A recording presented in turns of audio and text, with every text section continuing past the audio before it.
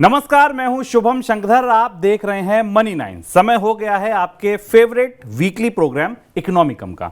मेरे साथ स्टूडियो में अर्थात की नई किस्त लेकर मनी 9 के एडिटर अंशुमान तिवारी जी जुड़ गए हैं। सर, बहुत स्वागत है आपका। अंशुमान जी से चर्चा शुरू की जाए। अर्थात का विषय क्या है ये आपको बताया जाए, उससे पहले हम आपको बताते हैं आज शो में खास क्या क्या होगा। दरअसल शो का रनडाउन क्या है। तो शुरुआत हम करेंगे अर्थात से, हर बार की तरह। उसके बाद होंगे आपके सवालों के जवाब। आज के सवाल बेहद रोचक हैं, जवाब भी रोचक होंगे, उनको आप ध्यान से सुनिएगा, गौर से सुनिएगा। फिर होगी आपकी इनकम की बात। इनकम की बात के बाद अंशुमान जी बताएंगे किस्सों के सिक्के में इस बार कौन सा किस्सा लिखा है, कहाँ का किस्सा है, कैसा किस्सा है, ये आप जानेंगे। झलक देखेंगे किस्सों के सिक्के की। और फिर चलते चलते अंशुमान जी बताएंगे आपको एक बेहद खास किताब के बारे में। इस किताब का संदर्भ आज के अर्थात से भी है, इस किताब का संदर्भ आने वाले दिनों से भी है। क्या कुछ होने वाला है आने वाले दिनों में, तो ये किताब बड़ी रोचक है जो अंशुमान जी आपको बताएंगे। इस किताब के भीतर क्या है ये वही बताएंगे, क्योंकि मैंने नहीं पढ़ी है। चलिए, तो अब आपको बताते हैं आज के अर्थात का विषय क्या। आज का अर्थात दरअसल आप पार्ट 2 के हिसाब से सुन सकते हैं। पार्ट 1 इसका हम पहले आपको बता चुके हैं, पार्ट 2 दूसरा आज है।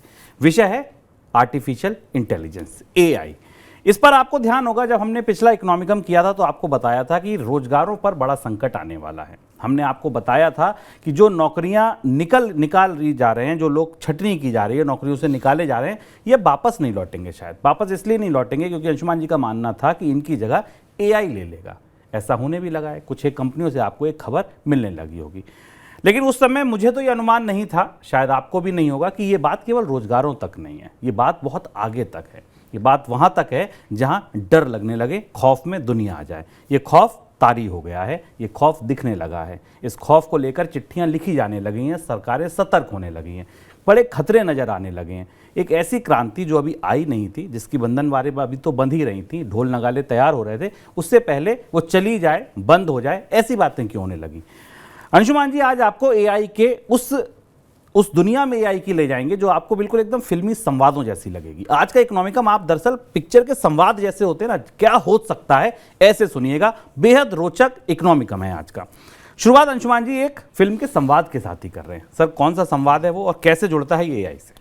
इकोनॉमिकम में आप सबका स्वागत है। पिछले सप्ताह के इकोनॉमिकम में मैं ऐप पर और मोबाइल और यूट्यूब पर आप लोगों की जो प्रतिक्रिया मिली, जो उत्साह मिला, जो सवाल मिले, उन्हें हम शामिल करेंगे और इकोनॉमिकम को आप लगातार बेहतर करने की सलाह देते रहते हैं। शुभम ने जैसा आपको बताया आर्टिफिशियल इंटेलिजेंस का वो चेहरा जो आप फिल्मों में देखते रहे हैं, जिन्हें आप आज से 20 साल पहले, 15 साल पहले की फिल्मों में देखते रहे हैं, वो कुछ कुछ साकार होता दिख रहा है। और बहुत कुछ हो रहा है। पिछले मई के महीने में दुनिया में आर्टिफिशियल इंटेलिजेंस की दुनिया में नौकरियों के अलावा बहुत कुछ हुआ, बहुत कुछ ऐसा घटनाक्रम हुआ जिसे हम आपके सामने लेकर आए हैं। और आप देखेंगे तो आपको पता चलेगा कि आपके आसपास क्या यह सब घट रहा था जो आपकी जानकारी में था कि नहीं। पर ऐसा शुभम ने जिक्र किया फिल्म का, तो हाँ, इस बार के इकोनॉमिकम की शुरुआत एक फिल्म के डायलॉग से हो रही है।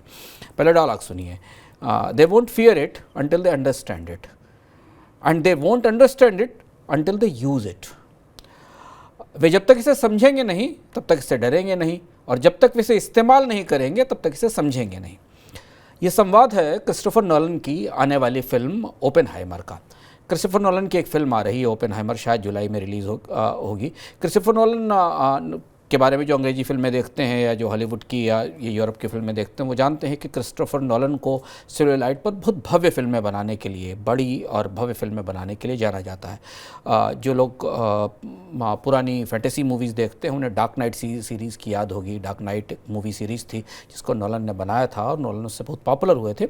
लेकिन हाल के दशकों में नोलन ने जब इतिहास से बात करनी शुरू की, हिस्ट्री से बात करनी शुरू की, तो उन्होंने एक ऐसी मूवी बनाई जिसको दुनिया बराबर याद करती है। वो मूवी थी डनकर्क, क्रिस्टोफर नोलन की, जो कि दूसरे विश्व युद्ध में इंग्लैंड और जर्मनी के बीच जंग का एक बेहद निर्णायक मोमेंट था, जहां से ब्रिटिश सेना को पीछे भागना पड़ा था। उस घटनाक्रम पर डनकर्क बनी थी, इसकी काफ़ी चर्चा हुई थी। तो नोलन माना जाता है कि क्रिस्टोफर नोलन की मूवी सिनेमा कला में एक नया शिखर है। ऊपर हमने जो संवाद का आपको जिक्र किया है, जो हमने भी संवाद सुनाया, वो संवाद ओपेनहाइमर फिल्म का है। ये इस साल आएगी। ये फिल्म अमेरिका में जो कुख्यात एटम बम या एटॉमिक बम या न्यूक्लियर बम आप जो भी कहें, उसके जनक पर केंद्रित है। आपको पता होगा कि इस बम को जिस ग्रुप ने बनाया था, उस ग्रुप के नेतृत्व कर रहे थे बहुत फेमस भौतिकीविद थे, फिजिसिस्ट थे, जे रॉबर्ट ओपेनहाइमर। ओपेनहाइमर की जीवनी पर यह फिल्म बनी है।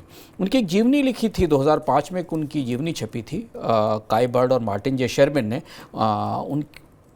उस किताब का नाम था अमेरिकन प्रोमेथियस, आप उसको पढ़ सकते हैं। इस किताब के आधार पर क्रिस्टोफर नोलन ने ओपेनहाइमर फिल्म बनाई है। ओपेनहाइमर उस मैनहट्टन प्रोजेक्ट के अगुआ थे जहां यह पूरा बम बनाया गया और इसके बाद उसे इस न्यूक्लियर बम को हिरोशिमा और नागासाकी पर फेंका गया और उसके बाद एक बड़ी बहस दुनिया में उठी। इस फिल्म में ओपेनहाइमर की भूमिका किलियन मर्फी कर रहे हैं और वो एक ओपेनहाइमर के इस डायलॉग के जरिए कहने की कोशिश कर रहे हैं कि जब तक आप इसका विनाश समझेंगे नहीं तब तक इससे डरेंगे नहीं। ओपेनहाइमर का ये दर्शन था जो उतना ही कंट्रोवर्शियल था, उतना ही विवादित था जितना न्यूक्लियर बम अपने आप में था। ओपेनहाइमर का कहना था कि तब तक दुनिया को इसका खतरा समझ में नहीं आएगा जब तक उसका इस्तेमाल नहीं करेंगे, और उन्होंने उसका खतरा देख इस्तेमाल करने के बाद अब पूरी दुनिया न्यूक्लियर बमों को लेकर कांपती है, डरती है।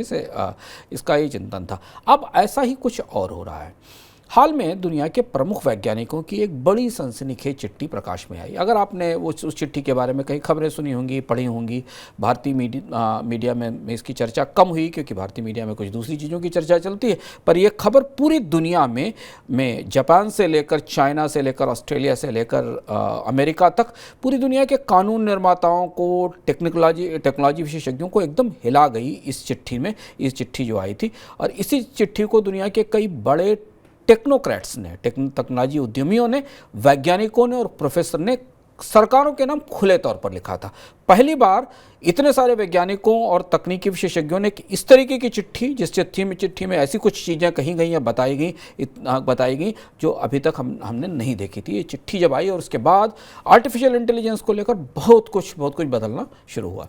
सर, स्वाभाविक है कि जब इतने बड़े लोगों ने लिखी तो केवल नौकरी के खतरों पर तो नहीं लिखी होगी। हाँ। तो क्या ये चिट्ठी का रिश्ता एआई के आने वाले खौफ से, आने वाले खतरों से है? हाँ, और ये चिट्ठी आर्टिफिशियल इंटेलिजेंस के खतरों को लेकर थी। पहले हम बताएं कि इसमें किसने इस चिट्ठी पर दस्तखत किए थे। लंबी लिस्ट है, 1500 से 2000 के आसपास बड़े नाम हैं जिन्होंने लिखा था। इस चिट्ठी पे जो नई तकनीक के पुरोधा माने जाते हैं, जिन्हें नई तकनीक के मामले में कोट किया जाता है, जिन्होंने ओपन एआई कंपनी ही बनाई है, एलन मस्क, उनके दस्तखत थे इस चिट्ठी पे। युवल नोआ हरारी, जिनका नाम आपने सुना होगा राइटर के तौर पर, होमो सेपियंस जिनकी मशहूर किताब है, काफ़ी बड़े चिंतक हैं, युवल नोआ हरारी के दस्तखत थे।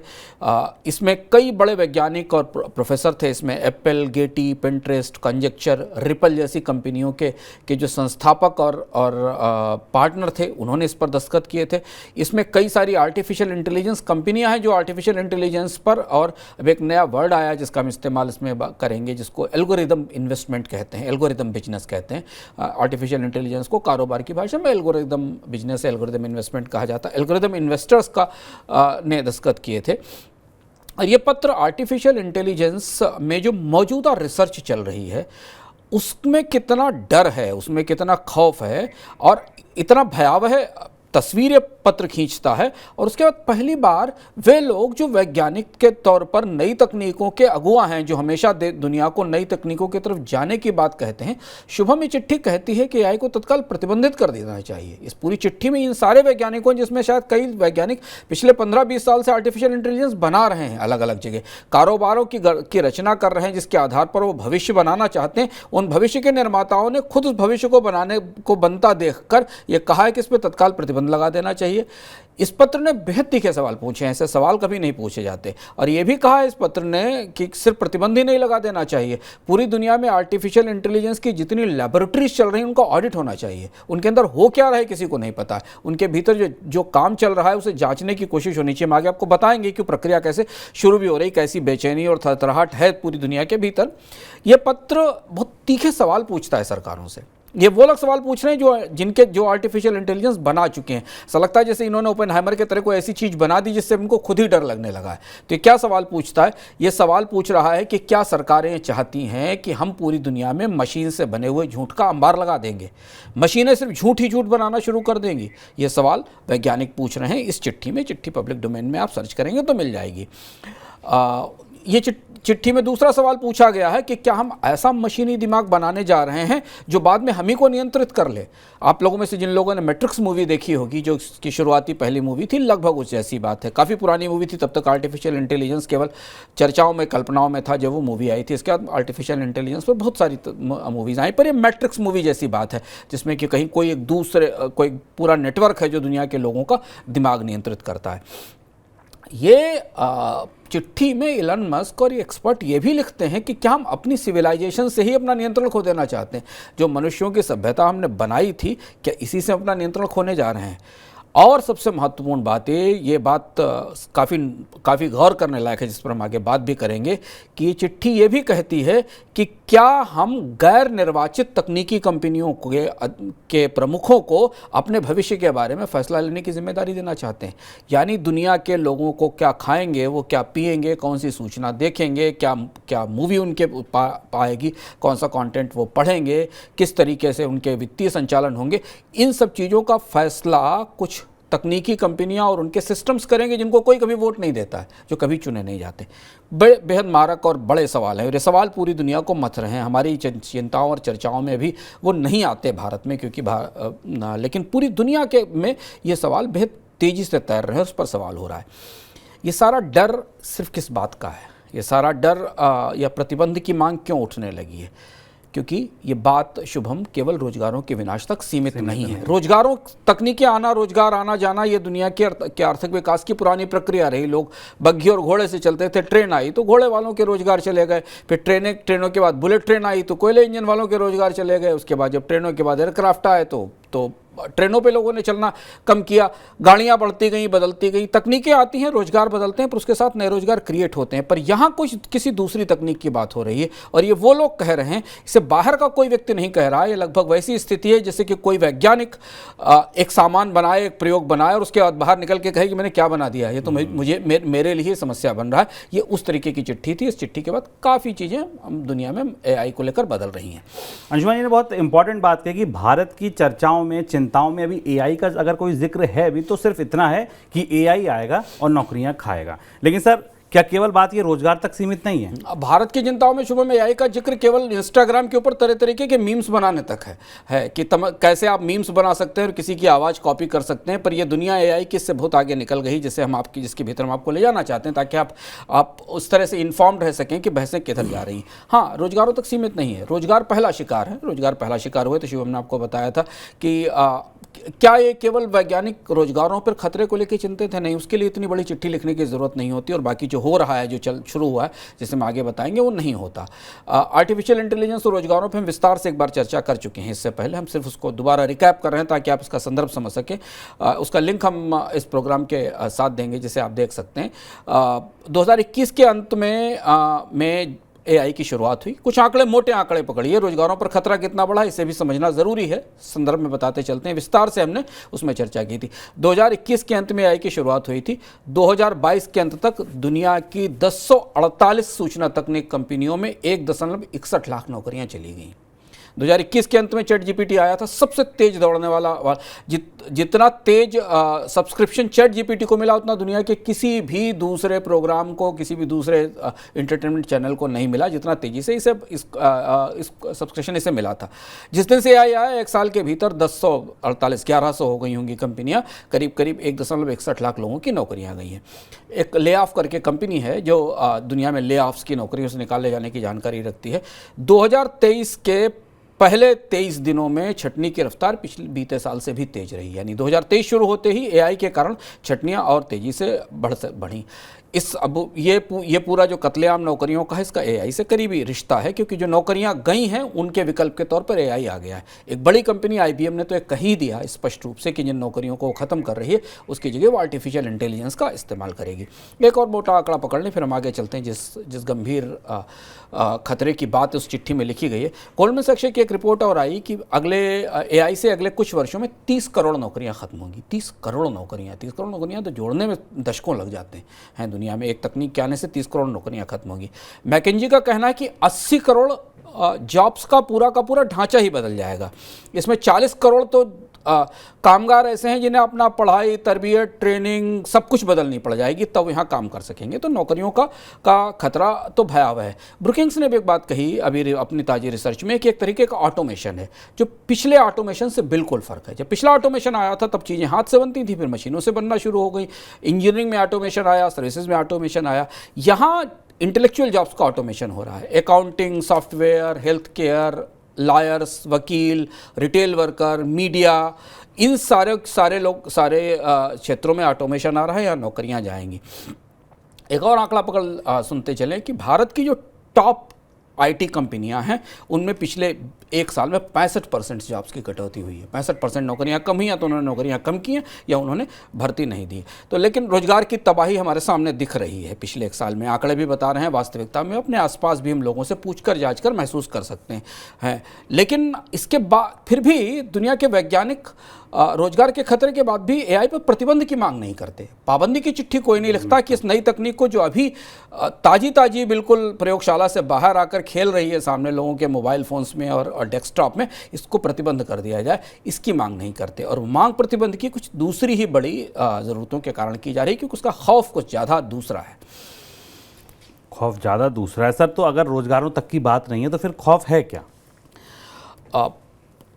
इसलिए खौफ बड़ा है क्योंकि एआई ने पिछले एक साल में पूरी दुनिया में उन लोगों को भी चौंका दिया जिन्हें एआई के बारे में कुछ नहीं पता था, और उनको भी चौंका दिया जिन्होंने इसे बनाया था या कहीं ना कहीं इसके किसी हिस्से से काम करते रहे थे।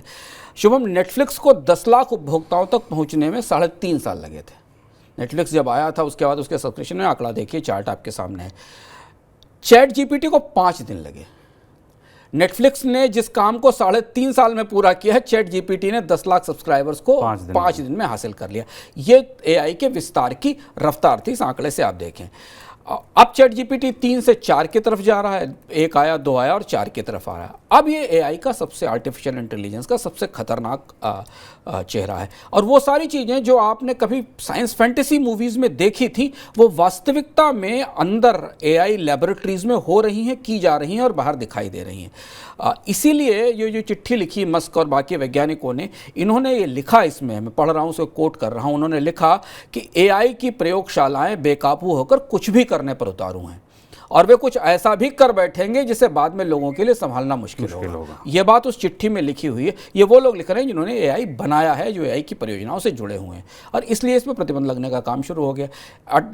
अप्रैल के पहले हफ्ते की बात है, इटली का जो डेटा रेगुलेटर है गैरेंटे, उसने चैट जीपीटी को इटली के लोगों का डेटा लेने से रोक दिया। चैट जीपीटी बैन है इटली में, अब इटली के लोगों की सूचनाओं को वो इस्तेमाल नहीं कर सकता। चीन और रूस भी चैट जीपीटी पर अलग अलग पाबंदियां लगाने की तैयारी कर रहे हैं, पर इस पर आगे विस्तार से बात करेंगे। इससे और भी कुछ ज़्यादा अंदर के अंदर हो रहा है, जायज़ भी है, क्योंकि ये जो खौफ जिसका जिक्र हमने किया है, जिसका जो सवाल शुभम ने पूछा, इस खौफ के कई सारे बड़े पहलू हैं जो निकल कर अब सामने आ रहे हैं, जिनका जिक्र उस चिट्ठी में भी हुआ। और बहुत सारी दुनिया की यूनिवर्सिटीज़, सरप्राइजिंग बात है कि 1 साल पहले, 1.5 साल पहले जो दुनिया की विश्वविद्यालय शुभम नई तकनीकों को, आर्टिफिशियल इंटेलिजेंस से दुनिया बदलने और दुनिया की सुविधाएं बढ़ने की बात कर रही थी, वो सारी यूनिवर्सिटीज़ अब पलट कर एआई के खतरों पर रिसर्च करने लगी हैं। पिछले 1 साल के अंदर कम से कम मैंने स्वयं 11-12 अलग अलग यूनिवर्सिटीज़ में एआई के रिस्क पर पेपर लिखते हुए, लोगों को एनालिसिस करते हुए, अलग अलग खतरों को देखते हुए काम करने देखा है, और उनके वो आंकड़े, उनके रिसर्च सामने हैं। सबसे बड़ा खतरा जो रिसर्च में निकल कर आया वो आया है कि अभी तक हम झूठ लोगों के जरिए फैलते देखते थे। एक आदमी अपने नेटवर्क से दूसरे नेटवर्क पर 5 लोगों को व्हाट्सएप से फॉरवर्ड करके यूट्यूब और ट्विटर से फैलाता था। एआई झूठ की मशीन है, एआई झूठ फैलाने की मशीन है। ये बात अब नए रिसर्च में निकल कर सामने आती। लाखों गीगाबाइट की सूचनाएं सेकंडों में एआई के जरिए तैयार भी हो सकती हैं और फैलाई भी जा सकती हैं। अच्छा, दुनिया को अभी याद है, चूंकि हम आपको उदाहरणों के साथ बताएंगे क्यों डरी हुई है दुनिया इसको लेकर। तो सबसे पहली बात जो इस चिट्ठी में लिखी गई कि हम झूठ का अंबार लगा देना चाहते हैं, इसलिए क्योंकि दुनिया को अभी याद है अमेरिका के चुनाव का ताज़ा संस्करण, जब डोनाल्ड ट्रंप के प्रचारकों ने फेसबुक के जरिए लोगों के आंकड़ों का बेजा इस्तेमाल किया था। जो उनके पास सूचनाएं मौजूद थी फेसबुक के पास, उनका इस्तेमाल करके उन्हें राजनीतिक मोहरा बनाकर उन्हें उनके राजनीतिक फैसलों को प्रभावित करने की कोशिश की गई थी। अब यह माना जा रहा है कि दुष्प्रचार और झूठ के लिए एआई का इस्तेमाल प्रचुर मात्रा में हो सकता है, क्योंकि सारी तकनीकें उपलब्ध हैं। स्टैनफोर्ड यूनिवर्सिटी का एक ताज़ा अध्ययन आया है जो इस मामले में काफ़ी महत्वपूर्ण है, जो ये बताता है कि सोशल मीडिया वाला जो पुराना ज़माना था उसमें आपको लोगों की ज़रूरत होती थी जो झूठ बनाकर अपने नेटवर्क के जरिए फैलाते थे। उनका एक अपना नेटवर्क होता था, उस नेटवर्क से जुड़ा हुआ एक नेटवर्क होता था, फिर जुड़ा हुआ एक नेटवर्क होता था। ऐसे ही झूठ फैलता है सोशल मीडिया में कि एक नेटवर्क से दूसरे नेटवर्क में गया और दूसरे से तीसरे नेटवर्क में गया। एआई सिस्टम के साथ सबसे बड़ा चुनौती है, बहुत सूक्ष्म बात है, उसे समझना जरूरी है कि एआई सिस्टम एक नेटवर्क से दूसरे नेटवर्क के बीच में पूरे की पूरे इंफॉर्मेशन के फैक्ट्स भी बदल सकते हैं और ढांचा भी बदल सकते हैं। यानी आपने एक सूचना बनाकर अपने नेटवर्क पर डाली, उस सूचना को उठाकर आपके नेटवर्क से कोई दूसरा व्यक्ति ले जाने से पहले एआई में उसमें सारे सबूत बदल सकता है, उसके सारे आंकड़े बदल सकता है, उसकी तस्वीरें बदल सकता है, और जब दूसरे नेटवर्क को सूचना जाएगी तो बिल्कुल दूसरी होगी। से आपने कहा कि आकाश में कोहरा है और एआई उसको बदलकर दूसरे नेटवर्क पर आकाश में रोशनी है कर सकता है, और आपके नेटवर्क से गई हुई सूचना इस तरीके की होगी।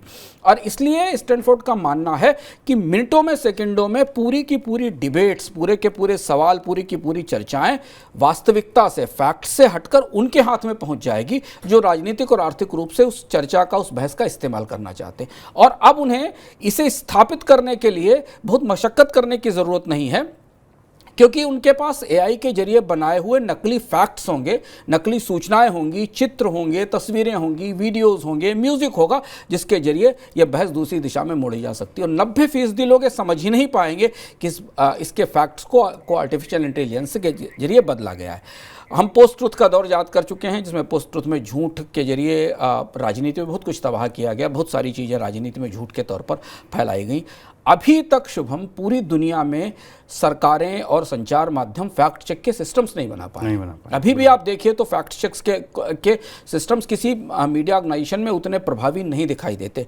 इस बीच डीप फेक आ गए। आप सामान्य जब तक डेटा चेक करें, जाकर कहीं सर्च करें, आप खतरा ये है कि आप जो डेटा चेक करने जा रहे हैं वो भी फेक हो सकता है, क्योंकि फैक्ट चेक में कम से कम आपको ये तो पता था कि एक डेटा सही है, पर अब तो आर्टिफिशियल इंटेलिजेंस के जरिए फेक डेटा क्रिएट किया जा सकता है। इस पर हम आगे भी बात करेंगे। इसीलिए जो ताज़े अध्ययन मान रहे हैं, जो बात उस चिट्ठी में लिखी गई कि हम कैसी अपनी सभ्यता पे कैसा असर चाहते हैं, स्टैनफोर्ड ने अपने रिसर्च में पाया, बहुत सारा डेटा सर्च किया उन्होंने आर्टिफिशियल इंटेलिजेंस के जरिए जो फैला हुआ है, और ये माना कि आर्टिफिशियल इंटेलिजेंस लोकतंत्र के लिए सबसे बड़ा खतरा है, सबसे बड़ी डेमोक्रेसी रिस्क है। और इसीलिए इसमें प्रतिबंध की बात की है इन्होंने, क्योंकि लोकतंत्र का पूरा ढांचा सोशल ट्रस्ट पर चलता है, विश्वास पर चलता है कि आपने यूपीआई से किसी के खाते में पैसा ट्रांसफ़र किया, या आपने एक ऑनलाइन कंपनी को 10,000 रुपये का सामान बुक किया, तो ट्रस्ट है कि वो सामान आपके घर डिलीवर हो जाएगा, विश्वास होगा तब आपने उसके यहाँ सामान दिया। या आपने किसी को कोई बैंक में पैसा रखा तो आपको पता है कि वो बैंक पैसा आपका सुरक्षित रखेगा। यहाँ आर्टिफिशियल इंटेलिजेंस के जरिए स्टैनफोर्ड कहता है कि जो सोशल ट्रस्ट है उसको ध्वस्त होने में मिनटों का समय लगेगा। पूरे मिनटों में ये पूरा जो सोशल ट्रस्ट का ढांचा हमारे सामने बड़ा है, ये टूट जाएगा, टूट सकता है। और इसके बाद फिर कोई भी कानून बने, कोई भी नीति बने, इस पर लोगों को भरोसा करा पाना मुश्किल होगा, क्योंकि बाकी लोग जो सूचनाओं का इस्तेमाल करेंगे वो सोशल ट्रस्ट को डैमेज करेंगे। ये पहला झूठ की मशीनों का बड़ा खतरा है जो अब उभर कर सामने आ रहा है। उस पर बहुत सारा डेटा और रिसर्च इस समय चल रहा है। दूसरी चीज़ इसका कारोबारी हिस्सा देखें, क्योंकि हम अर्थव्यवस्था पर बात करते हैं। ये सूचनाएं हुई, सूचनाएं अपने आप में डेटा भी हैं, सूचनाएं अपने आप में बिजनेस भी हैं, सूचनाएं अपने आप में कारोबार भी हैं। सूचना इतना बड़ा कारोबार है कि भारत सरकार अपने आधार के डेटाबेस को निजी कंपनियों के लिए खोलने जा रही है और उनसे फीस लेने जा रही। तो आप समझिए कि आपकी सूचनाएं कितनी कीमती हैं और आपके बारे में जानकारियाँ कितने लोग चाहते हैं दुनिया में, चाहे भले ही आप ऑनलाइन शॉपिंग करते हो या ऑनलाइन रेस्टोरेंट से ऑर्डर करते हो। अब सबको ये पता है, इतनी जानकारी सबके पास है कि एआई का मतलब 90% डेटा लॉजिस्टिक्स है, डेटा मैनेजमेंट है। 90% एआई बिग डेटा के मैनेजमेंट पर चलता है। अब ये जो बिग डेटा है, इससे ये एक अजीब किस्म की डेविलिश ताकत से लैस हो गया है आर्टिफिशियल इंटेलिजेंस के अगले संस्करण आने के साथ, यानी 3 और 4 आने के साथ। कारोबारी इससे सबसे ज़्यादा परेशान है। देखिए कैसे असंगति आती है। इस तकनीक से कारोबार बढ़ने की संभावना थी 2021 तक। 2022 के अंत तक कारोबारियों को इस तकनीक से सबसे ज़्यादा डर लगने लगा। उन्हें क्यों इससे डर लग रहा है? क्योंकि कंपनियों को अपने कारोबार को बढ़ाने के लिए फैक्चुअल इन्फॉर्मेशन चाहिए, सही वैध सूचनाएं चाहिए, ऐसी सूचना चाहिए जिससे के जरिए वो अपने कारोबार को आगे ले जा सकें। लेकिन ताज़े अध्ययन बता रहे हैं कि अब एजेंसियां फर्जी डेटा की ऐसी बाढ़ लगा सकती हैं कि कंपनी के लिए सच ढूंढना ही मुश्किल हो जाएगा। आपने किसी कंपनी को हायर किया और उससे कहा कि मार्केट का असेसमेंट करके लाइए, मार्केट के असेसमेंट में इतना फर्जी डेटा आपके सामने आ जाएगा, इतना नकली डेटा आ जाएगा कि आपका पूरा कारोबारी मॉडल ही हिल सकता है। आपको पता ही नहीं कि सच कहाँ से आ रहा है। और चूंकि जहाँ से आप सर्च कर रहे होंगे आर्टिफिशियल इंटेलिजेंस उस सिस्टम तक को इन्फ्लुएंस कर रहे हैं, तो वहाँ से आपको सही सूचना मिलना मुश्किल है। या मिनटों में आर्टिफिशियल इंटेलिजेंस के जरिए एक फर्जी प्रचार क्रिएट किया जाएगा और कंपनी की साख का तो जुलूस ही निकल जाएगा देखते देखते तुरंत। अब यहाँ असंगति क्या है कि कारोबारी योजनाओं में डेटा की भूमिका सबसे महत्वपूर्ण है। बगैर डेटा के आप कोई कारोबारी योजना नहीं बना सकते। अब वही डेटा बड़ी पहेली बन गया है। तो अभी तक 2021 से पहले तक कंपनियां राइज ऑफ डेटा से जूझ रही थी। इतना डेटा आ रहा था कि सबको डेटा एनालिस्ट चाहिए थे, डेटा मैनेजर्स चाहिए थे, बिग डेटा एग्जीक्यूटिव्स चाहिए थे।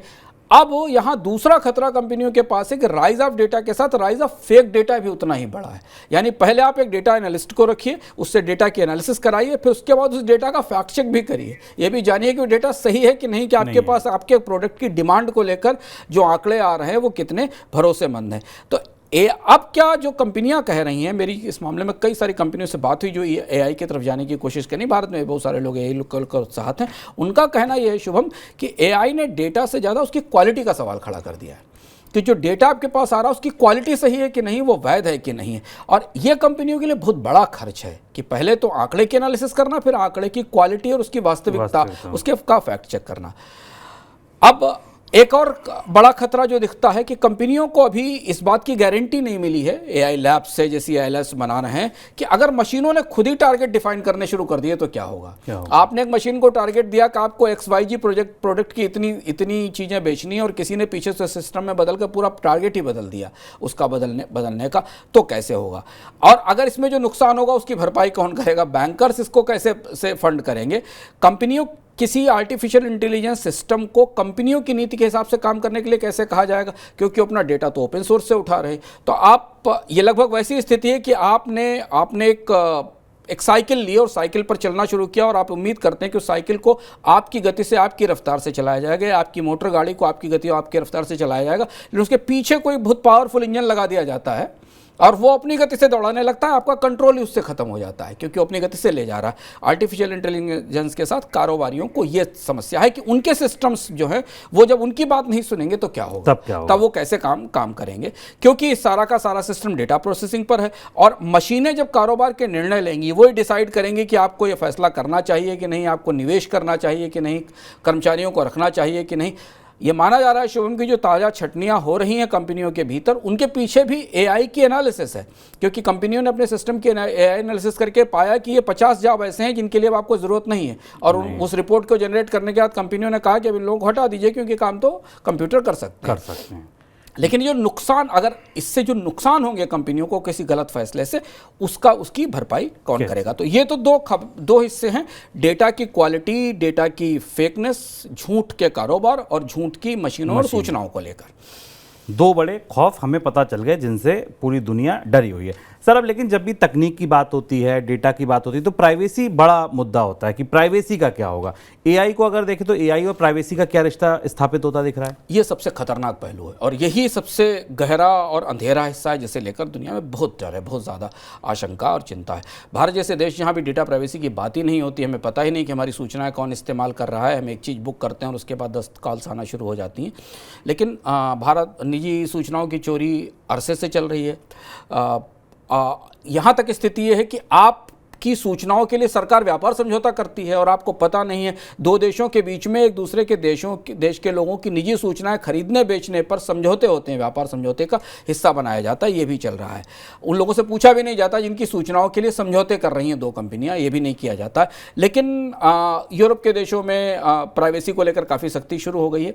बट एआई का खतरा इससे ज़्यादा गहरा और बड़ा है। ये सिर्फ इतना ही खतरा नहीं है शुभम कि हमने एक ट्रांजेक्शन किया, हमने अपनी किसी वेबसाइट से जाकर एक प्रोडक्ट खरीदा खरीदा और अगले ही सेकंड हमारे इंटरनेट सर्च पर उससे जुड़े हुए प्रोडक्ट के विज्ञापन आने लगे। ये मशीन लर्निंग, आर्टिफिशियल इंटेलिजेंस इतना काम तो बहुत चतुरता के साथ कर रहा है कि आप जाकर एक टिकट बुक करिए किसी एयरलाइंस की और उसके बाद एयरलाइंस टिकट के 50 विज्ञापन आपकी टाइमलाइन पे आने लगते हैं। ये तो आर्टिफिशियल इंटेलिजेंस कर ही रहा है और ये सूचना की चोरी तो हमारे सामने हो रही है, हम देख रहे हैं और हम बेचे जा रहे हैं इस पूरी बाजार में, हम ही बिक रहे हैं। लेकिन 2020 में नेटफ्लिक्स पर एक डॉक्यूमेंट्री आई थी, जिसने नहीं देखी उसे देख सकते हैं और इसके बाद अगर देखना चाहें तो देखें। उस डॉक्यूमेंट्री का नाम था कोडेड बायस, अभी भी वो डॉक्यूमेंट्री उपलब्ध है।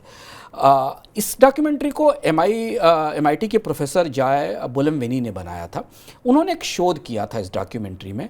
कोडेड बायस के जरिए उन्होंने इस शोध के जरिए जानने की कोशिश की थी कि जो फेस रिकॉग्निशन सॉफ्टवेयर्स हैं, फेस रिकॉग्निशन के सिस्टम आपके मोबाइल फ़ोन में भी हैं, आपके टैब में भी हैं, आपके फ़ोन में भी हैं और अब तमाम एयरपोर्ट्स के ऊपर सब जगह फेस रिकॉग्निशन शुरू हो गया। अपना चेहरा दिखाइए, एक्सेस कर लीजिए, अपने चेहरे को दिखाइए अपने मोबाइल को, आपका मोबाइल को अनलॉक कर लीजिए।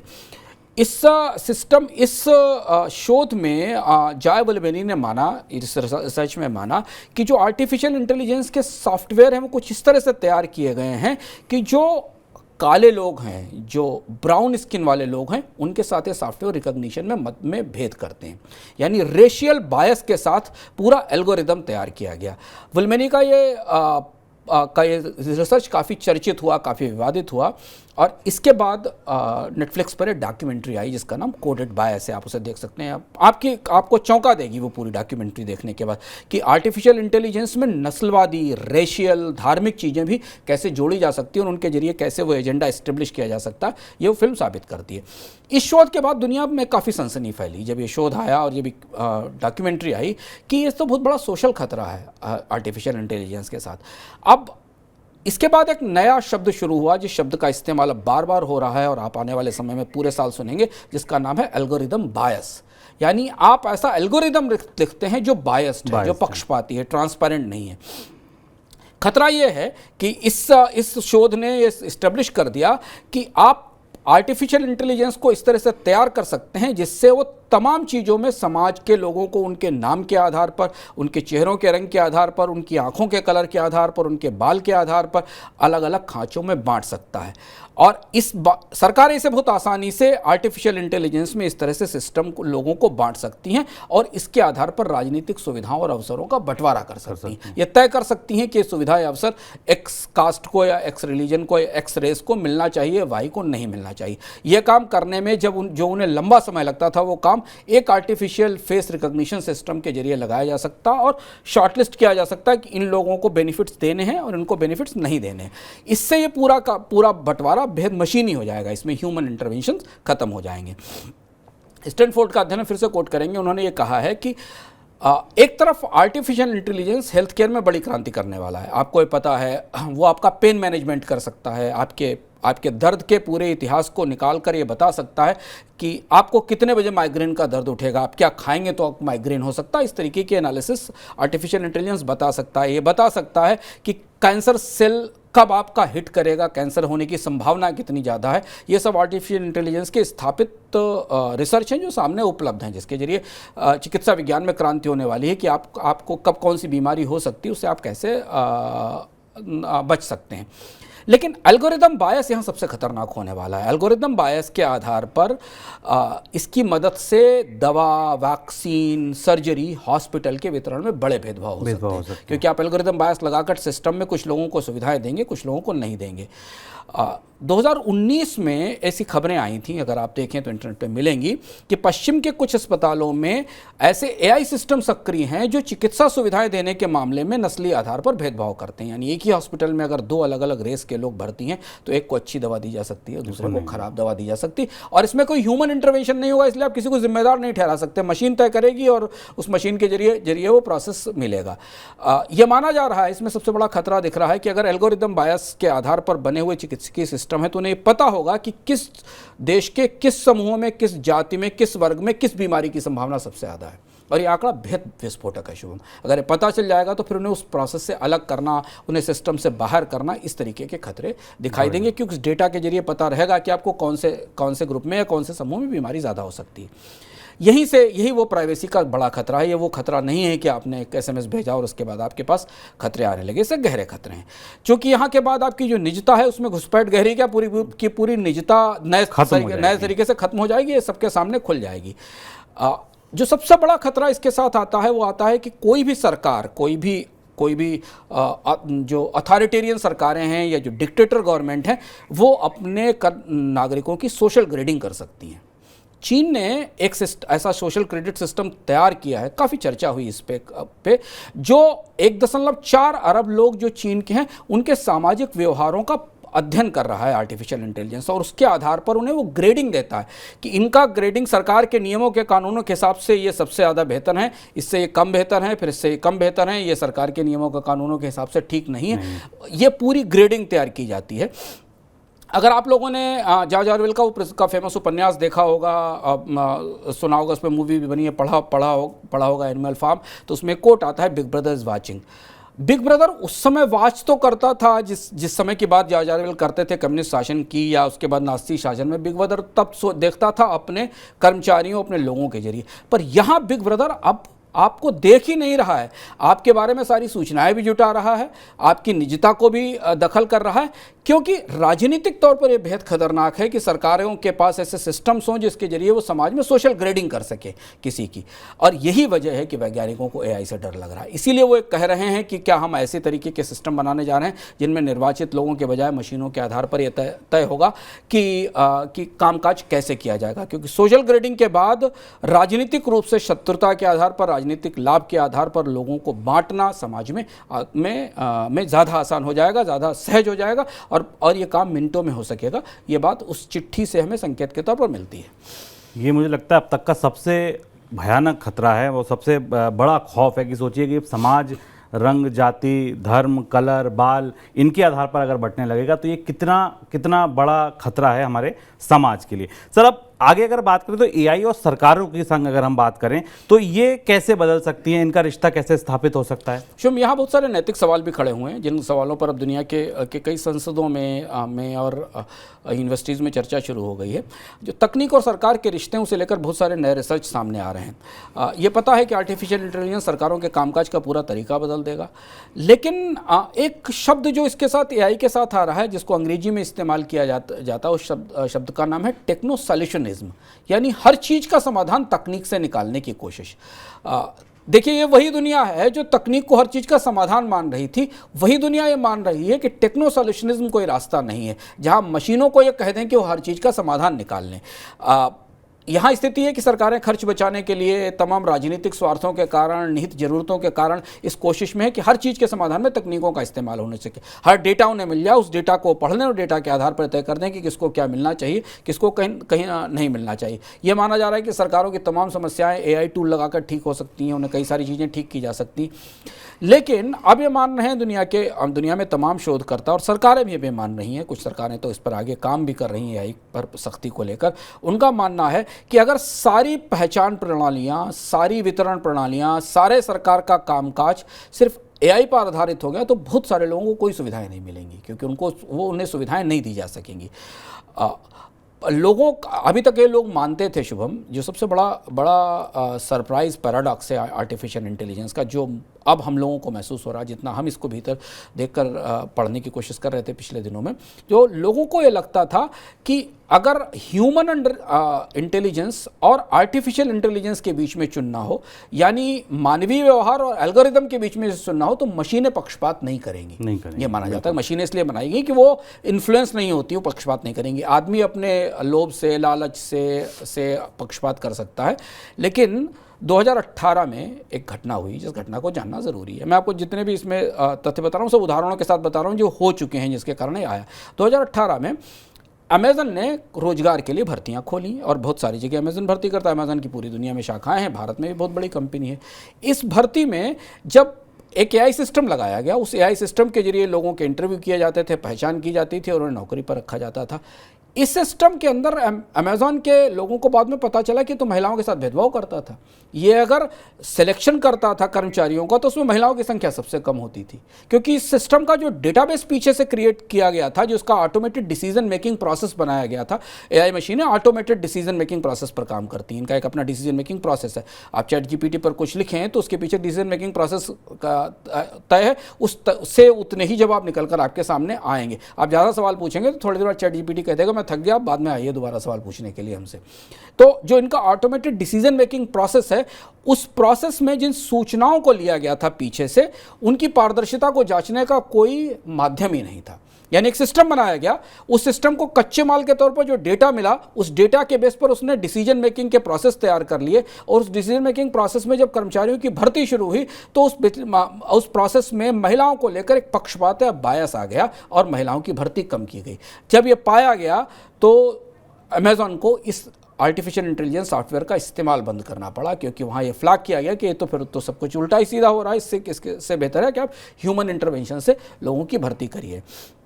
इसके बाद ये समझ में आया कि एआई तकनीकें एक सीमा के बाद आम आदमी, आम लोगों जैसा व्यवहार कर सकती हैं, क्योंकि जो सूचनाएं पीछे से आ रही हैं उनकी डिसीजन मेकिंग प्रोसेस को इन्फ्लुएंस करके उन्हें उन्हीं तरीके के पक्षपातों से, उन्हीं तरीके के बायसेस से भर सकती हैं जैसा लोग करते हैं।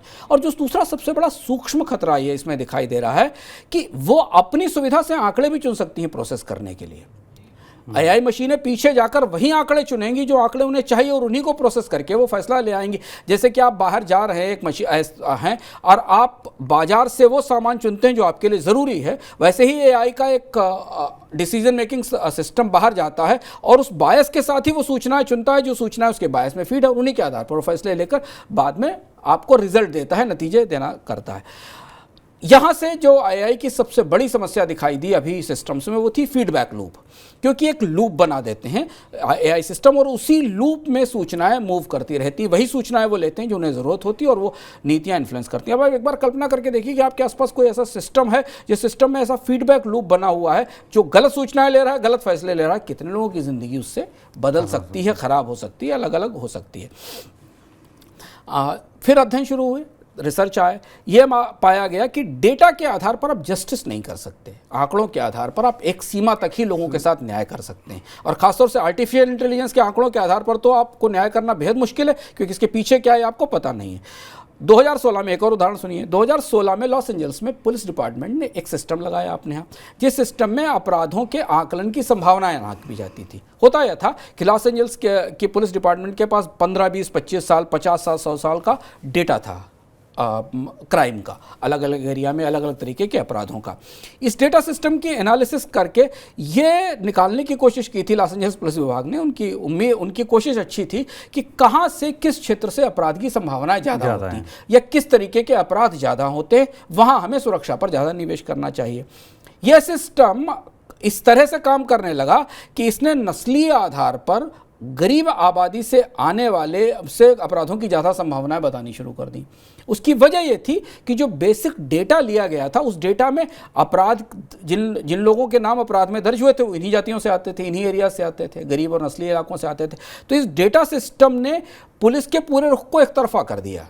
यानी इस डेटा सिस्टम ने यह बताया कि किसी शहर के इस पर्टिकुलर इलाके में और इस जाति और इस गरीब इलाके से ही सबसे ज़्यादा अपराधी आते हैं। इस तरीके के निष्कर्ष वहाँ निकलने शुरू हुए लॉस एंजल्स पुलिस के सामने।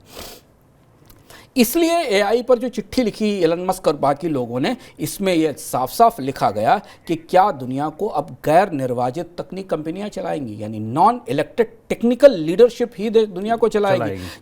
ये सवाल बड़ा गहरा और बड़ा है, क्योंकि वैसे भी हम देख रहे हैं पूरी दुनिया में राजनीति बहुत संवेदनहीन है, बहुत क्रूर है, बहुत निर्ममता के साथ भर रही है। पूरी दुनिया की राजनीति में पोलराइजेशन, विभाजन करना, ये सफलता की गारंटी है। धीमे धीमे पिछले 10 सालों में पूरी दुनिया में अलग अलग राजनीति में पोलराइजेशन, बांटना, विभाजन करना, ये बढ़ रहा है। संसदों की जो दक्षता है, जो हमारी बॉडीज़ हैं, पार्लियामेंट जैसी बॉडीज़ हैं, उनकी जो कॉम्पिटेंस है, लेजिस्लेटिव कॉम्पिटेंस है, वो बुरी तरह गिर चुकी है। कानून बनाने की उनकी क्षमताएं बहुत सीमित हो चुकी हैं। कानून बनते हैं और 6-6 महीने बाद उसमें संशोधन शुरू हो जाते हैं, वो खड़े नहीं हो पाते हैं। उसके बाद सरकारें चलाने का काम एआई मशीनों को मिल सकता है, इसका खतरा है। और यदि तकनीक चलाने वाले परोक्ष रूप से सरकार चलाने लगेंगे ये सोच के दुनिया कांप गई है। उनको लगता है कि एआई लैबोरेटरीज अगर सरकार चलाने लगी, अगर एआई लैबोरेटरीज तय करने लगी बैठकर किसी मंत्रालय में कि फैसला कैसे होगा तो, और फिर वो भी एक ऐसी तकनीक जिस पे उस खुद तकनीक का ही बस नहीं है कि वो किस लेवल पे जाएगी, तो क्या होगा। ये बड़ा खतरा सरकारों के साथ इसमें जुड़ा है। गवर्नेंस में, न्याय सिस्टम में जो सबसे महत्वपूर्ण बात है, जो एआई के साथ सबसे बड़ा सवाल उठकर आ रहा है हमारे सामने, कि इनमें जो डेटा आ रहा है उसकी पारदर्शिता का बड़ा सवाल है। बहुत सारी सेवाएं ऑटोमेटेड हैं भारत में, पूरी दुनिया के कई देशों में बहुत सारी सेवाएं ऑटोमेटेड हैं, लेकिन उनके पास जो सूचनाएं आ रही हैं उनके पारदर्शी ऑडिट का कोई व्यवस्था नहीं। पासपोर्ट डिपार्टमेंट का डेटा ऑटोमेटेड हो सकता है, अमेजॉन का या जोमेटो का डेटा ऑटोमेटेड हो सकता है, पर जो पीछे से वो सूचना लेकर आ रहे हैं उसके ऑडिट का, उसकी पारदर्शिता का कोई रास्ता नहीं। दुनिया के देशों को, रेगुलेटर्स की सबसे बड़ी चुनौती इस समय यह है कि अभी डेटा की क्वालिटी की कोई प्रणाली नहीं बन पाई है। अभी हमने यही नहीं तय किया है कि डेटा की क्वालिटी क्या होगी, किसी डेटा की क्वालिटी रैंकिंग कैसे की जाएगी, इस डेटा में इतने % फेक है, इस डेटा में इतने % ऑथेंटिसिटी है, और इस बीच डेटा के मनमाने ढंग से, अभूतपूर्व ढंग से इस्तेमाल करने वाली जो नीति है आर्टिफिशियल इंटेलिजेंस, वो तकनीक हमारे सामने आ गई है। लगभग ऐसा जैसे कच्चे माल की क्वालिटी तय ही नहीं हुई और हमने उससे बना हुआ सामान लोगों को बेचना शुरू कर दिया। प्रोडक्ट के पीछे जो रॉ मटेरियल था वो अच्छा था, खराब था, ये हमने तय नहीं किया। यूरोप के नियामक इस बात से बुरी तरह उलझे हुए हैं कि एआई के इस्तेमाल के कारण अगर किसी को बड़ा नुकसान होता है तो इसकी जिम्मेदारी कौन लेगा? कंपनी जिम्मेदारी लेगी, आर्टिफिशियल इंटेलिजेंस लैब जिम्मेदारी लेगी। लैब ये कहेगी मुझे तो पब्लिक डोमेन से डेटा मिला, मैंने उसके बेस पर बनाया। कंपनी कहेगी कि आर्टिफिशियल इंटेलिजेंस लैब से हमने सर्विस ली थी। लैब कहेगी पीछे का डेटा खराब था, हम क्या कर सकते थे। तो अगर कोई बड़ा नुकसान होता है, किसी की जान जाती है, हॉस्पिटल्स में कोई तकनीक फेल होती है, तो इसका नुकसान कौन भुगतेगा, सही क्या है ये कौन तय करेगा? इस सवाल का जवाब दुनिया के नियामक ढूंढ रहे हैं, और इसीलिए इटली के गारंट ने अपने देश के लोगों के आर्टिफिशियल इंटेलिजेंस के डेटा के इस्तेमाल पर रोक के लिए कहा है। सर, तो इतना सुन के क्या माना जाए कि ये न्यूक्लियर बम से भी ज़्यादा खतरनाक है? हाँ, अब ये सबसे आखिरी और बड़ा खतरा है। जब हम इसको लिख रहे थे तब तक क्रेमलिन पर ड्रोन अटैक हुआ। आपको भी याद होगा, पिछले 3-4 दिन की सबसे बड़ी सुर्खी थी कि क्रेमलिन के ऊपर रूस की पूरी सुरक्षा व्यवस्था से मजबूत सुरक्षा व्यवस्था कहीं नहीं, और क्रेमलिन जैसा विराट केंद्र, उसके गुंबद पर एक ड्रोन ने अटैक किया। और आप माने, भारत के लिए भले ही ये रोमांचक सुर्खी बनी हो, पर उस अटैक के 2-3 घंटे बाद जितने लोगों से मैंने दुनिया में बात की जो आर्टिफिशियल इंटेलिजेंस पर काम कर रहे हैं, वो कांप गए अपनी कुर्सियों से देखकर कि ये क्या हो रहा है। अगर आप तकनीक की दुनिया से थोड़ा बहुत भी परिचित होंगे तो आपको स्लॉटर बॉट्स का नाम सुना होगा आपने। अगर नहीं सुना तो स्लॉटर बॉट्स के बारे में आप जाकर इंटरनेट पर सर्च कर सकते हैं। ये वो ड्रोन था जो गया और जिसने अटैक किया। ये किसी और लेवल तक भी जा सकता था और बाकी जगह भी अटैक कर सकता था। एआई के खिलाफ चिट्ठी लिखने वाले लोग, ये वैज्ञानिक क्यों इतने डरे हुए हैं कि उनको पता है कि न्यूक्लियर हथियारों का युग अब चला गया। उनसे ज़्यादा मारक और प्रिसीजन वाली कोई दूसरी चीज़ आ गई है ना। न्यूक्लियर प्रयोगशाला, आर्टिफिशियल इंटेलिजेंस के लोग अपनी बंद कमरा बैठकों में और कॉफ़ी हाउस की चर्चा में कहते हैं कि न्यूक्लियर लैब्स को बंद कर देना चाहिए, उनकी कोई ज़रूरत नहीं है, उनसे बिजली ही बनानी चाहिए हथियार के लिए, अब उनका युग ख़त्म हो गया। आपको एक जगह लोगों को मारने के लिए पूरी आबादी को ख़त्म करने की ज़रूरत नहीं है। अक्सर लोग ये कहते थे, हम लोगों ने युद्ध के मामले में और हिंसा के मामले में कहावत सुनी होगी कि बंदूकें लोगों को नहीं मारती, लोग बंदूकें लेकर लोगों को मारते हैं। कोई गन किसी को सीधे किल नहीं करती, उस गन के पीछे एक हाथ होता है जो किसी को किल करता है। लेकिन एआई से ऐसे बॉट्स और ड्रोन बन चुके हैं जहां हथियार ही खुद फैसला करेगा कि उसको किसी को मारना है, कैसे किसी को मारना है। Future life institute of autonomous weapons करके एक संस्था है जो ऑटोनमस वेपन्स के खिलाफ एक पूरा अभियान चलाती है। इसमें अब दुनिया की बड़ी मानवाधिकार संस्थाएं भी शामिल हो गई हैं। रेड क्रॉस भी इसमें शामिल हो, इंटरनेशनल रेड क्रॉस भी इसमें शामिल हो गया है, जो ऑटोनमस वेपन्स के विकास पे बहुत सारे सवाल पूछ रहा है। और शुभ में आश्चर्य है कि ऑटोनमस वेपन्स के बारे में सरकारों को बहुत कम पता है कि लेबोरेटरीज़ के भीतर चल क्या रहा है, और इसलिए लेबोरेटरीज़ की ऑडिट की बात बार बार कही गई है। फ्यूचर लाइफ का जो ऑटोनमस वेपन्स इंस्टीट्यूट है वो बता रहा है कि ड्रोन सब इस स्थिति में तैयार हो चुके हैं जहाँ वो सीधे दुश्मन को पहचान कर उसे ध्वस्त कर सकते हैं। जाएंगे, उसके पास डेटा होगा, उसे आइडेंटिफाई करेंगे और उसे ख़त्म करेंगे। ड्रोन स्वार्म आपको कई सारी फिल्मों में दिखाई दिए होंगे, अभी भी आप अगर गूगल पर सर्च करेंगे तो आपको ड्रोन स्वार्म दिखाई देंगे। हजारों लाखों की संख्या में पतंगों की तरह उड़ते हुए ड्रोन जो किसी जहाज़ से छोड़े जा सकते हैं, जो किसी ज़मीन से निकाले जा सकते हैं। ये सिर्फ उन्हीं को मारेंगे जिनका डेटा होगा आपके पास, यानी जो कल्पनाएं हैं, जो प्रयोग हो चुके हैं अंदर, जिनका प्रयोग शुरू हो चुका है, उसमें यह है कि किसी एक एरिया में अगर 100 लोगों की हत्या करनी तो उन 100 ही लोगों तक को ढूंढ के वो ड्रोन्स मारेंगे, बाकी लोगों पर नहीं मारेंगे। जबकि हम न्यूक्लियर वार में देखते थे कि एक साथ एक बहुत बड़ी आबादी ख़त्म की जाती थी। रेड क्रॉस की रिपोर्ट बेहद चौंकाने वाली, बेहद डरावनी रिपोर्ट है, जिसको देखकर आप, जो ताज़ी रिपोर्ट से देखकर आपको लगेगा कि हो क्या रहा है। उनका कहना है कि ऑटोनोमस वेपन सक्रिय हो चुके हैं, उनका प्रयोग है, उनका इस्तेमाल शुरू हो चुका है। रेड क्रॉस की रिपोर्ट आई थी कुछ महीने पहले और उसका इस्तेमाल हमने देख लिया अभी अपने सामने क्रेमलिन के ऊपर। दुनिया की सरकारें इसे अपने बेड़े में ला रही हैं, क्योंकि किसी न किसी के साथ, किसी ने यूक्रेन के पास या दुनिया के किसी देश के पास ये बॉट रहा होगा, ये ड्रोन रहा होगा जो वहाँ तक गया होगा।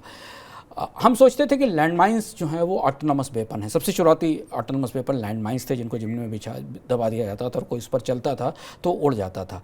लेकिन अब AI आधारित जो ड्रोन है, AI बेस्ड ड्रोन है, उनके जरिए निगरानी के साथ हमले किए जा सकते हैं।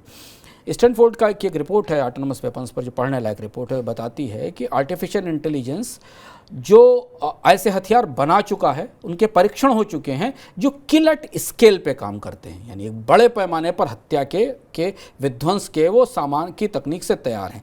वे सामूहिक तौर पर पहले जासूसी करेंगे, फिर एक मुश्त विनाश करेंगे, एक पूरे एरिया को वो वॉच कर सकते हैं। उसके बाद वो अपने टारगेट्स आइडेंटिफाई कर सकते हैं और उन टारगेट्स का वेट कर सकते हैं कि कब वो उनकी रेंज में आए और उन पर वो हिट कर सकते हैं। जैसे वो घर से बाहर निकलेंगे या कहीं पहुँचेंगे तो उन पर हिट किया जा सकता है। सबसे बड़ी और ख़तरनाक चौंकाने वाली बात है कि दुनिया में इन तरह के हथियारों के लिए कोई कानून ही नहीं है अभी। ना तो इनकी कोई तकनीक बनी है, ना इनके बारे में कोई लॉज बनाए गए हैं। हथियारों को लेकर दुनिया में सैकड़ों कानून है, अलग अलग देशों के अलग अलग कानून है, बनाने के लिए तैयार नहीं। हथियार तैयार हैं, पहुंच रहे हैं। और यही वजह है कि आर्टिफिशियल इंटेलिजेंस प्रयोगशालाओं के ऑडिट की मांग शुरू हो गई है।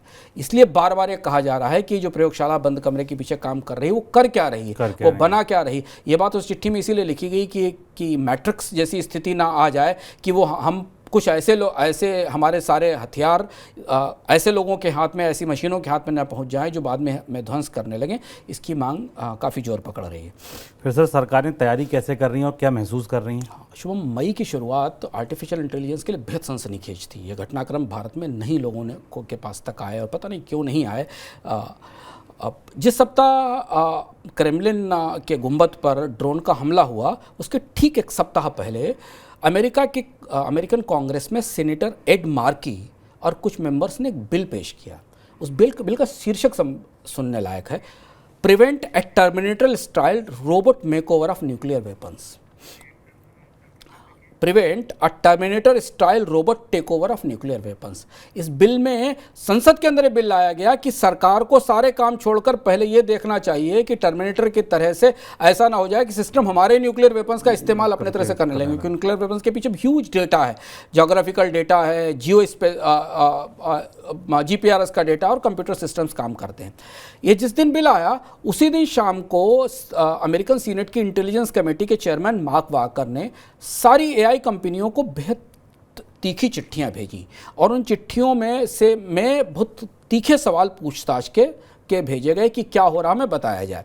सीनेट कमेटी का कोई डर था कि ये कंपनियां प्राइवेसी की आड़ देके उसके पर्दे के पीछे खड़े होकर तमाम सूचनाएं देने से बच रही हैं। अब ये तो हुआ अमेरिकन कांग्रेस और सीनेट के भीतर। अमेरिकी राष्ट्रपति ने उसी हफ्ते में अपने व्हाइट हाउस में एक दूसरी तैयारी की। व्हाइट हाउस में प्रमुख AI कंपनियों के चीफ्स को बुलाया गया, सारे बड़े अफसरों को बुलाया गया और राष्ट्रपति जो बाइडेन ने उनसे AI की तैयारियों को लेकर सीधी पूछताछ की। व्हाइट हाउस से एक प्रेस रिलीज जारी हुई। इस प्रेस रिलीज में कहा गया कि राष्ट्रपति जो बाइडेन ने आर्टिफिशियल इंटेलिजेंस कंपनियों से रिस्पॉन्सिबल AI पर बात की है। दरअसल इस बात के संकेत हैं कि जो बाइडेन एक पूरा इंस्टीट्यूशनल ढांचा बनाना चाहते हैं आर्टिफिशियल इंटेलिजेंस को रेगुलेट करने के लिए और समझने के लिए। इस बैठक में यह तय हुआ कि इन कंपनियों के सिस्टम्स की जांच की जाएगी, यानी इन कंपनियों के भीतर जाकर ऑडिट किया जाएगा और जानने की कोशिश की जाएगी कि क्या कर रहे हैं। ये इस बैठक में उनको राजी करने के लिए बुलाया गया था और उनसे सहमति ली गई। व्हाइट हाउस ने पिछले साल से इस बात की तैयारी शुरू कर दी थी, यानी अमेरिका प्रशासन और दुनिया के प्रशासन को मालूम था इस चिट्ठी आने से पहले कि काफ़ी कुछ खतरनाक हो रहा है। व्हाइट हाउस ने पिछले साल, व्हाइट हाउस का जो साइंस ऑफिस है शुभम, उसने एक पेपर जारी किया था। वो एक वाइट पेपर आया था, उसका शीर्षक था blueprint of an AI bill of rights, की actions to advance tech accountability and protect the rights of American public. इस रिसर्च पेपर के जरिए अमेरिकी सरकार ने उन आशंकाओं, उन खतरों को आइडेंटिफाई कर लिया था जो आर्टिफिशियल इंटेलिजेंस के साथ आने वाली है।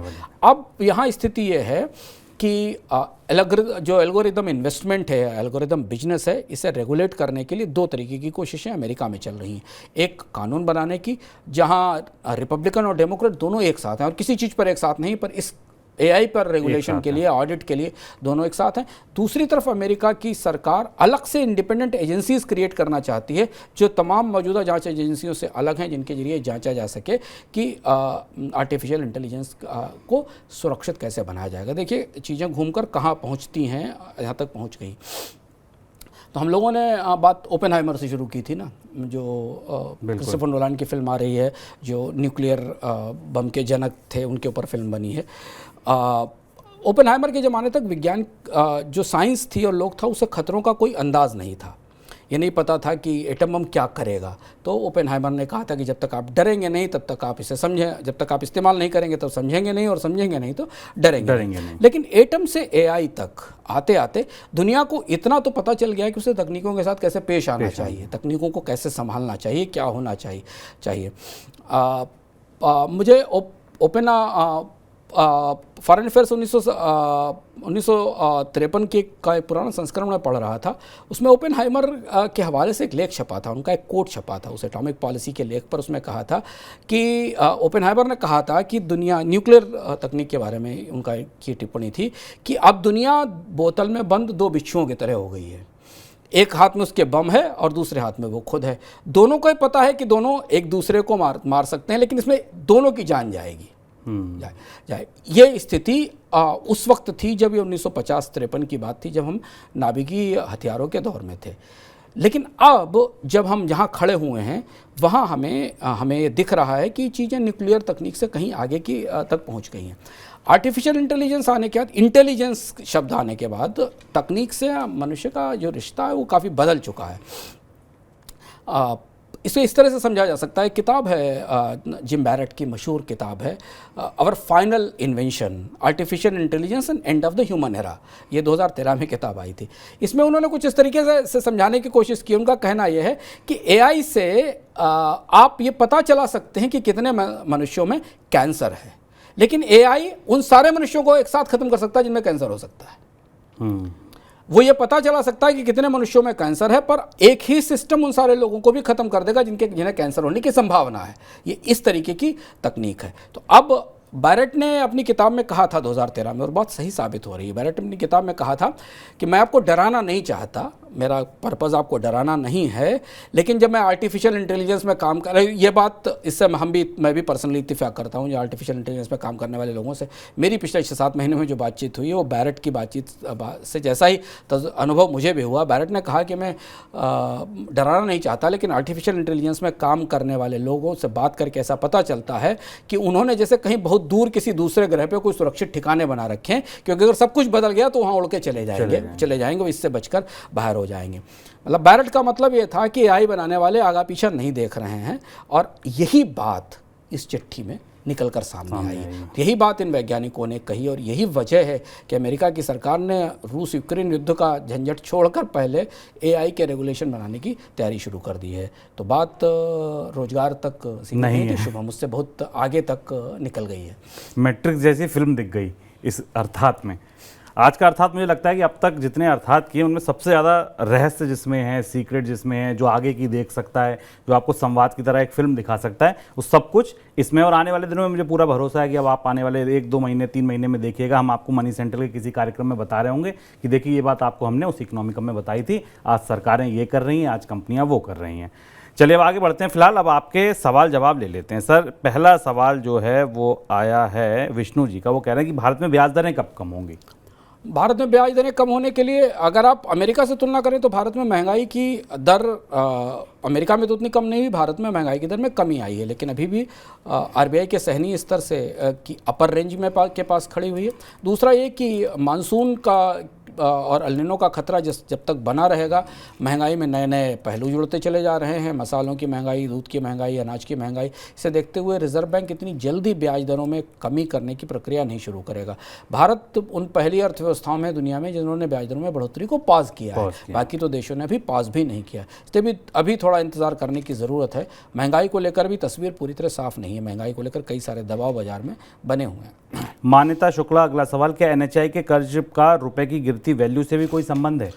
शुभम, परोक्ष रूप से संबंध है, क्योंकि सरकारें जितना कर्ज लेती हैं, चाहे वो सरकार बजट के भीतर कर्ज लेती हो या बजट से बाहर उसकी सरकारी कंपनियां कर्ज लेती हों, होता तो वो सिस्टम का ही कर्ज है, पूरे सिस्टम में रिफ्लेक्ट होता है। और जब किसी देश में कर्ज बहुत ज़्यादा होता है, खासतौर से सरकारी कंपनियों और सरकार का कर्ज ज़्यादा होता है, तो उससे देश की आर्थिक स्थिति का असर, देश के फिस्कल सिचुएशन का असर देश उसकी करेंसी पर दिखाई देता है। तो परोक्ष रूप से ये मान सकते हैं कि जितना कर्ज सरकार और सरकार की कंपनियाँ लेती हैं वो भारत की डेट रेटिंग को या भारत की साख को प्रभावित करता है, और साख का असर रुपए की कीमत पर भी पड़ता है। और भारत में चूंकि सरकारें बहुत सारा कर्ज बजट से बाहर रखती हैं, जैसे हमने आपको एनएचआई वाले में बताया था कि एनएचआई जैसी तमाम कंपनियां हैं जिनके कर्ज उनके खातों में तो दिखते हैं, भारत सरकार के खातों में नहीं दिखते। अगर आप उन्हें मिला लिया जाए तो भारत में जो ताज़े आंकड़े हैं उस हिसाब से भारत में डेट टू जीडीपी रेशियो 95-96% से ऊपर है, यानी जीडीपी के लगभग 95% के बराबर डेट पहुँच चुका है। आगे बढ़ते हैं सर, अब इनकम की बात में क्या खास? इनकम की बात में हम आपको मनी9 के यूट्यूब चैनल पर मिलते हैं, मनी9 के फेसबुक पर मिलते हैं, मनी9 के ऐप पर मिलते हैं। ऐप के बारे में कुछ और बड़ी दिलचस्प सूचनाएं जो हम आगे आपके पास लेकर आएंगे। अब हम आपसे मनी9 की वेबसाइट पर भी मिलेंगे। मनी9 की वेबसाइट 7 भाषाओं में लॉन्च हो चुकी है। इस वेबसाइट में और बाकी बिजनेस फाइनेंस की वेबसाइट्स में जो सबसे बड़ा फ़र्क है वो वही फ़र्क है जो मनी9 और बाकी चैनल्स में है जो आप देखते हैं। ये पूरी की पूरी वेबसाइट आपको आपकी जेब से, आपकी ज़िंदगी से जुड़ी हुई खबरों से रूबरू कराती है। हम उन सारी खबरों को लेकर शायद आपके पास नहीं आते जिनका आपके लिए जानना ज़रूरी नहीं है, पर आपके लिए जानना सबसे ज़्यादा ज़रूरी है वो सब आप इस वेबसाइट पर मिलेगा। तो जो आप देख रहे हैं, जो आप मनी9 के पॉडकास्ट पर सुन रहे हैं, इसके अलावा बहुत कुछ ऐसा है जो हम इन कार्यक्रमों में आपको नहीं बता पाते, नहीं दिखा पाते, या उसके लिए फॉर्मेट्स के चैलेंज आते हैं। इस वेबसाइट पर जाकर आप एनालिसिस, डेटा, डिटेल्ड रिपोर्ट्स, विशेषज्ञों की राय पढ़ सकते हैं, जान सकते हैं, और बहुत सारी घटनाएं जो दिन भर होती, जो हमारे शाम तक के कार्यक्रमों में नहीं आ पाती, और उनके एनालिसिस, उनके पर्सपेक्टिव आप जान सकते हैं। मनी9 की वेबसाइट 7 भाषाओं में उपलब्ध है। एक साथ आप अपने मोबाइल से उसको एक्सेस करें, अपने डेस्कटॉप से एक्सेस करें, हमें बताएं, लिखें कि वेबसाइट में और क्या जोड़ा जाए, कौन कौन सी और जानकारियाँ चाहते हैं। हमने शुरुआत की है, अभी मनी9 की वेबसाइट पर बहुत सारी ऐसी चीज़ें आएंगी जो पहली बार भारत में किसी वेबसाइट पर उपलब्ध होंगी। ऐप के बारे में कुछ और सूचना है जिसे लेकर हम आपके पास जल्दी आएंगे। आगे की इनकम की बात भी आपको गौर से सुननी है क्योंकि वहां आपको मिलेंगी बहुत सारी एक्सक्लूसिव जानकारी। आगे बढ़ते हैं सर, किस्सों के सिक्के की झलक। इस बार किस्सों का सिक्का हमारे इस अर्थात से थोड़ा अलग है, क्योंकि हमने एक बड़ा घटनाक्रम भारत में देखा। भारत में एक एयरलाइंस बैंकरप्ट हो गई, गो फर्स्ट एयरलाइंस बैंकरप्ट हो गई, जो कि वाडिया समूह की कंपनी थी। चलती हुई एयरलाइन का बगैर डिफ़ॉल्ट हुए बैंकरप्ट होना अपने आप में एक पहली घटना है। ये एयरलाइंस जिस परिवार से आती है या जिस समूह से आती है, 287 साल के इतिहास में शुभम उस समूह से कोई कंपनी कभी दिवालिया हुई ही नहीं।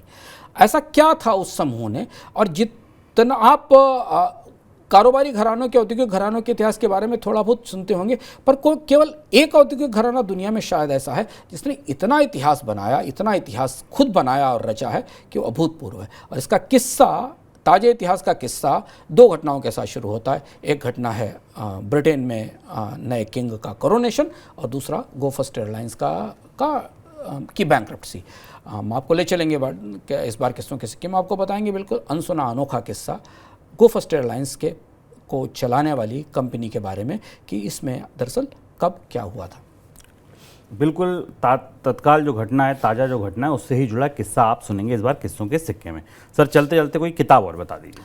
किताब अगर आप पढ़ना चाहें, इसीलिए हमने विशेष रूप से इस बार किताब का जिक्र किया था, 2 किताबों का जिक्र किया। अगर दोनों किताबें आप पढ़ना चाहें, ओपेनहाइमर पर जो जीवनी है जिस पर फिल्म आ रही क्रिस्टोफर नोलन की, उसे आप पढ़ सकते हैं, अमेरिकन प्रोमेथियस, और वो पुरानी 2005-6 की किताब है। और अगर आप आर्टिफिशियल इंटेलिजेंस से जुड़े खतरे, संभावनाओं के बारे में, जो हाल फिलहाल के वर्षों में सबसे ज़्यादा चर्चित किताब थी जिसने लोगों को काफ़ी प्रभावित किया, वो किताब थी जिम बैरेट की, 2013 में आई थी, our final invention artificial intelligence and end of the human era. इसे ज़रूर पढ़ें, इससे आपको अब जो हो रहा है इसके बारे में बैरेट ने काफ़ी कुछ चीज़ें पहले लिखी थी, आपको कुछ उसे और भीतर से समझने में मदद मिलेगी।